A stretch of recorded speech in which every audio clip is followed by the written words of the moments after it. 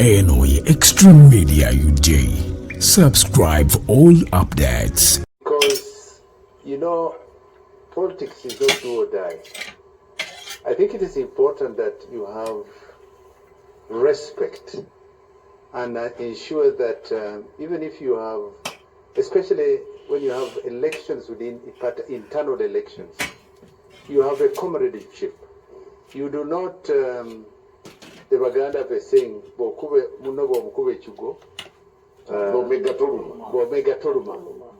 meaning really that when you are having a battle with or a fight with your brother or sister, when you put him or her down, you don't go beyond what is unacceptable. Traditionally, the NRM has had the moments where these big figureheads are negotiated. One of them bows out for the other.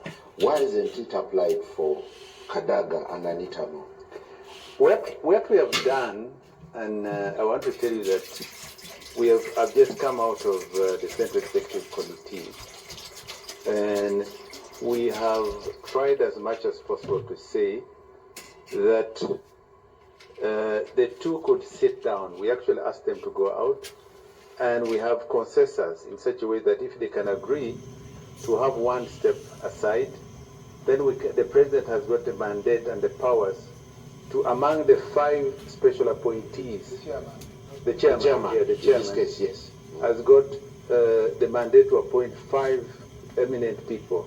One of those has been Right Honorable Rugunda, who has been the Prime Minister, Kaindo Tafire, you also Kionga, Dr. Crispus Kionga, and Dorothy Huha, and Huda Oleru, the Minister of Veteran Affairs in the Ministry of Defense. We have offered those positions. Well, but they seem not to have agreed, and we went to second option, which is to say, if Tier 1 has not been able to make you agree, we'll send you to Tier 2, which is the National Executive Committee. And if the National Executive Committee does not build some sort of consensus and get you to understand each other, then we'll send you to Tier 3. Are you too late or too late? I think that, you see, when you look at Article 1 of the Constitution, it says power belongs to the people. And that power will be exercised through a free and fair election. It may be internal or mass election. But what we do normally is send them to the people to decide. Let democracy prevail. The will of the people is what democracy is all about. And I want to assure you and to tell you that... Yeah, but there is an irony. And before I invite in Honorable Sekikubo. Yes. People who have stood against Chigongo, yes, were asked to step down. I will tell you today, we had 3 contestants who appeared before the Central Executive Committee for vetting, which is really an interview, to see that we could have allowed them to go ahead, but they on their own voluntarily said no. We have a lot of high regard for Alhaji Moses Kigongo. I think we'll look at ways and means of working for the party in other areas, and they voluntarily stepped aside. Not that they were forced out. Would have allowed them to go to the second tier, which is the National Executive Committee, then the third tier, which would have been the National Conference. But they opted to step aside in favor of the elder, Alhaji Moses Kigongo, to help serve the party in this term. So I want to tell you... But there have been precedents of trade-offs. Step out, maintain this position. Take, for instance, Anita Among steps down for Kadaga to retain the speakership. Well, those are options that are available. But today, for purpose of clarity, I want to tell you, without disclosing the details of our discussion, but to give you what you call info, which is ideal for public consumption, consensus is our approach as a party. And once you fail to arrive at consensus, we then send you to the next level. And I want to tell you that it is this element of brotherhood or comradeship that has made the national resistance movement remain cohesive, remain within the governance sphere. And I want to tell you, a mass part of this level, with a lot of high-level leadership.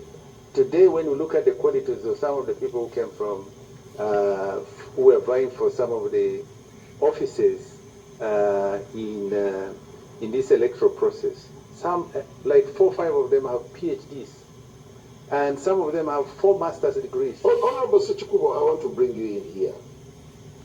There is always a lot of dynamics that play out in these meetings where some candidates are asked to opt out. What's your take on the process, especially at the SEC level? Exactly, that's where I was itching to intervene, but he has been my senior in the party, and the Honorable Captain, he has been for this long time, and the Honorable Capt.Mike Mukula is aware, exactly as we put it, that at one point the president came out and guided that the first national vice chairperson, Alhaji Moses Chigongo, should remain.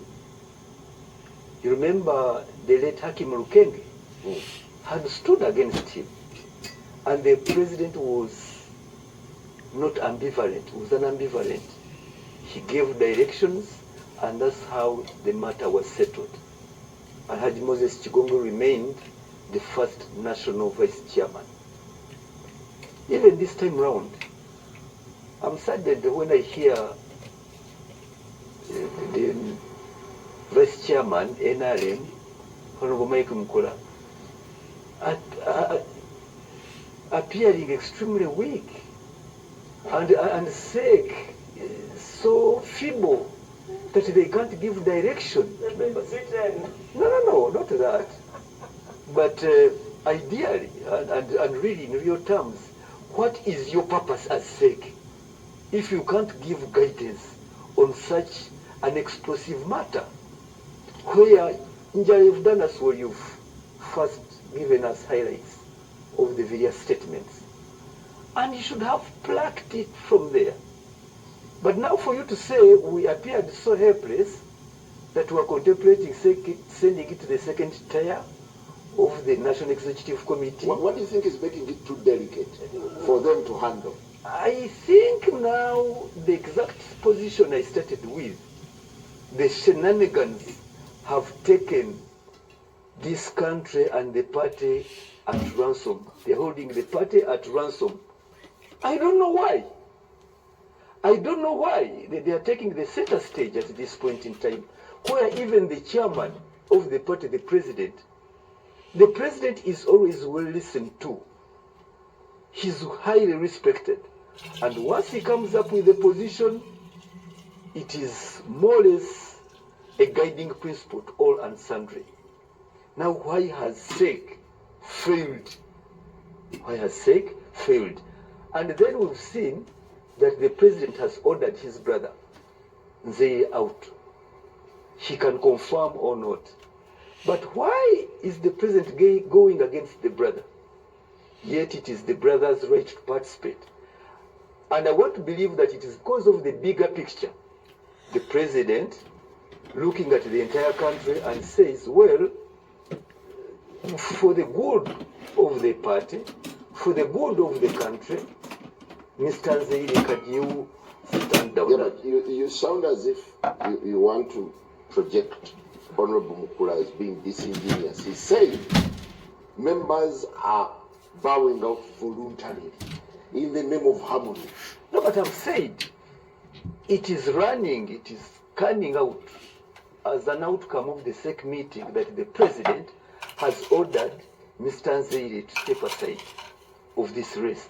I'm saying in the same vein, why isn't he being able now to take a command of the situation and give guidance and direction to the party? Diligently, what would resolve the impasse on the Anita Kadaga issue? No. Let's look at the background. Where do we come? How did we reach this, where we are now? The party has always been having consensus put forward. Consensus. If you are the speaker, you are the third most powerful person in the country. Let's be honest about this.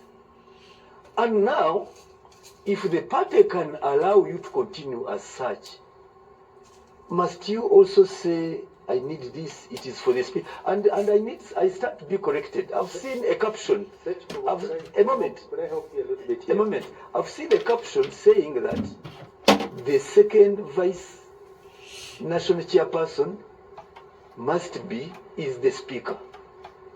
Since when was it tied to that? I think we come out in our individual capacities to offer ourselves, irrespective of where you come from or your station in the country or in the party. Could I help you? Could I help you a bit here, Sekikubo? You have been a member of the National Resistance Movement for a bit of time. You've been able to vie for some of these offices, including Secretary General. You've been able to vie for Deputy Speaker of Parliament. The late Olanya, may his soul rest in eternal peace, was a Speaker of Parliament, but he was also able to vie for the National Vice Chairman in charge of Northern Uganda, and he was elected. He had a number of people who were competing with him.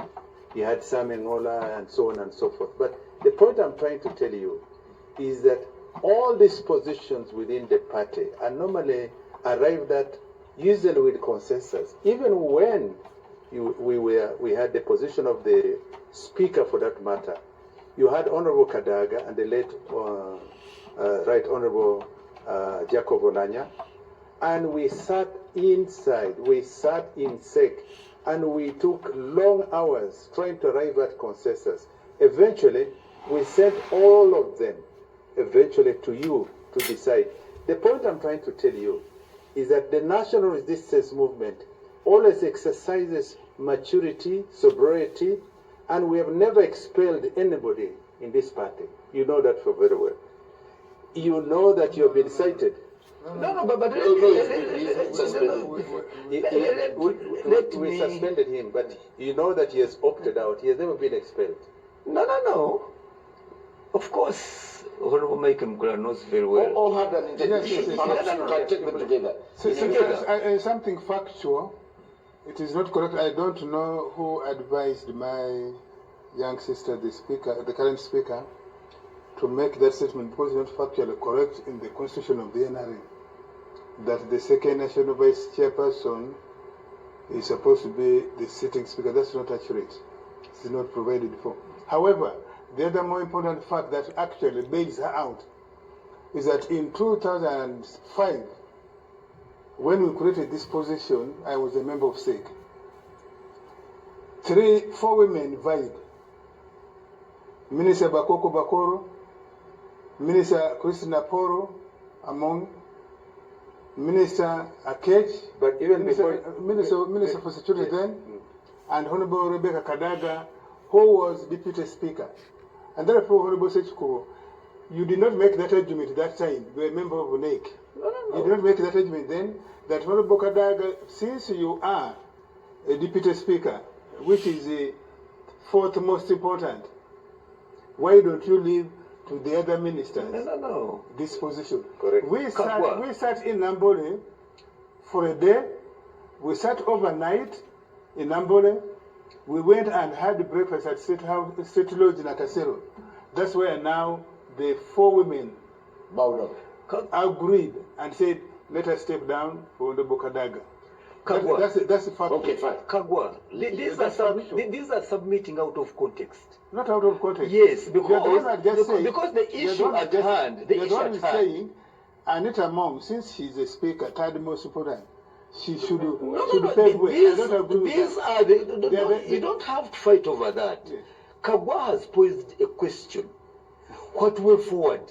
I think that was the issue. What would be practical? And what you are saying, you are just entrenching yourself in lamentations.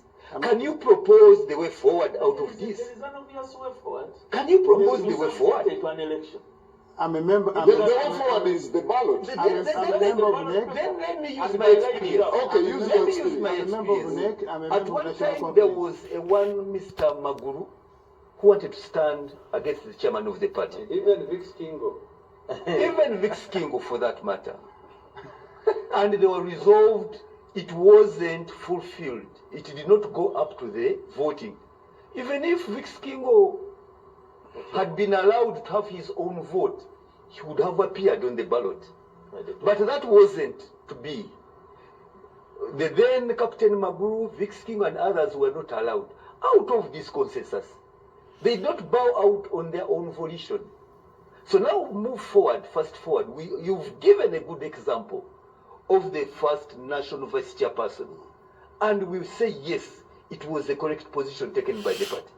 Now we are coming back to this internecine war between Honorable Kadaga and the Right Honorable Anita. And you are asking us to propose. They are quick to defend, but they are not proposing the way forward. And once I come up, they are quick to jump onto with big experiences. So what I'm saying, you either propose or you keep quiet. You have a proposal to put forward, or you keep quiet about it, or you are shy. You don't want to look into the camera. You don't want to look into the camera. You are jumping on my proposal. Can you offer yours? Honorable Salam, do you see an impasse within the NRM as big shots now go down in the fight? No, it's not. Honorable Salam Musumba, as the vice president of PFF, campaigning for one candidate in the sake as she's the best.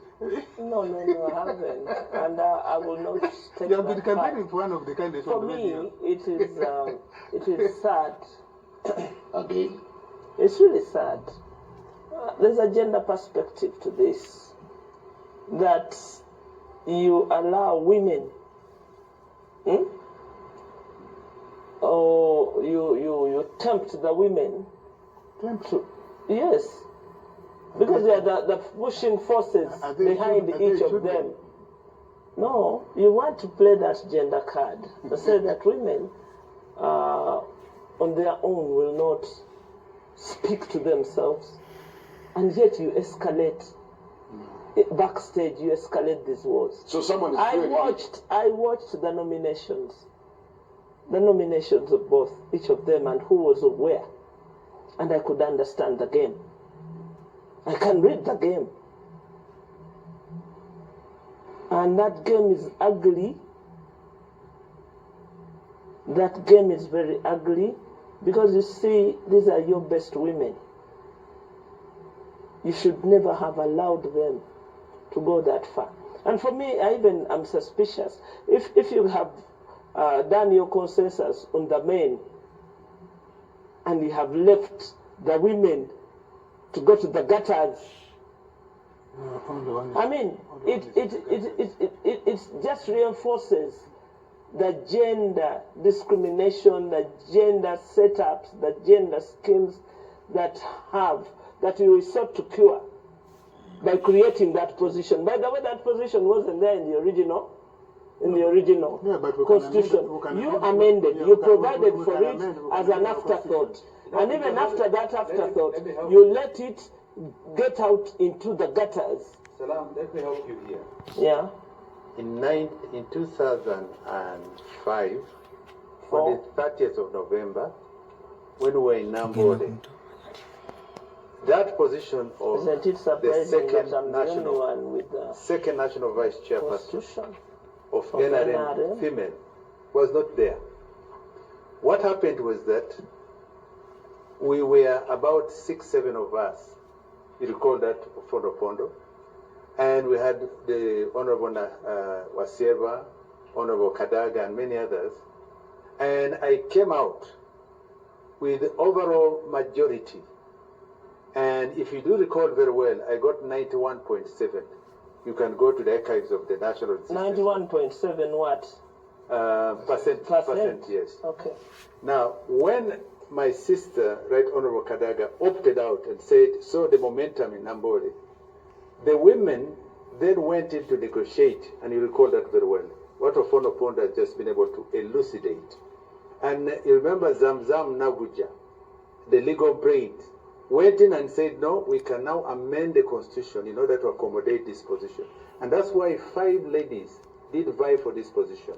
The national resistance movement was able to accommodate the lobby of the women them. folk to make sure that they're given an empowerment, what you call a position within the party. So it was a second thought. Yeah. Yes. And when we were writing the constitution, it was we did not see it. We did see it that we needed to create a specific position for women at that level. We did not see. We did not So the role of women was an afterthought. Not enough. Yeah, well. No, but in the constitution, we make mistakes. No, but in the constitution, was. the position, Honorable, It's okay. the lady from Bale, Lydia Wanyoto, that position she has was specific Was in the constitution, yes. to take care of the League of Women. In the Okay, fine. As you conclude your So for me, I think there's still a possibility that you can tidy it up, but the damage is already extensive, and it has polluted, it has divided, it has corroded, it has... Actually, the biggest problem is that it has impacted Busoga as a region. Yes, Busoga, because they both come from Busoga. Yeah, you know that? I know that. Yeah. And so when you have a vulnerable society like mine in Busoga, Are you vulnerable, Saddam? the society is very vulnerable. Like you're part of society, so... No, me, I'm not. And I can never. But my society is a very vulnerable society, politically vulnerable. So is Honorable Kadaga vulnerable? You see, they are not I vulnerable. think she's The more leaders than are you not said. vulnerable. Yes. The leaders. But the community from which they come, the community from which they are doing their politics, is so vulnerable. And it is causing more polarization, more So it is abuses. Busoga now feeling the tremors of these two. It's the grass that's being trampled. We're taking a very short As break, the first line but of victims.